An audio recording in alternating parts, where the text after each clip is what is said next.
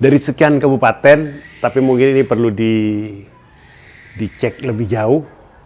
Katanya satu-satunya kabupaten yang punya sumber mata air purba itu di Sumeneb, yaitu tepatnya di daerah kecamatan, salah satu kecamatan yaitu Kecamatan Batuan di pinggir kota, di pinggir kecamatan kota itu ada sumber mata air yang memang di situ sumber mata air sudah mulai dari raja-raja, yang di situ katanya titik sumber air purba itu, yang itu kemudian disimpan dengan rapi oleh alam, oleh Allah, yaitu dalam bentuk batu-batu kats.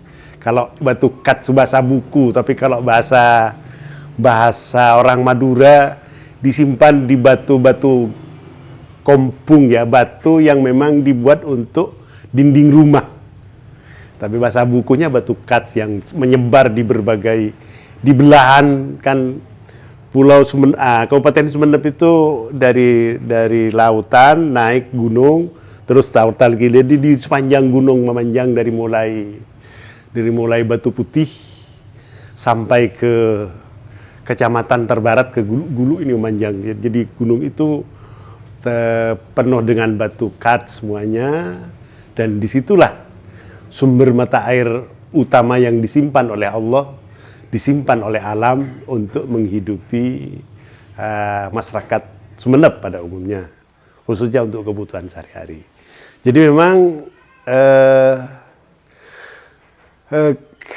harus betul-betul dijaga betul ini, yang sekarang fenomenanya sudah semakin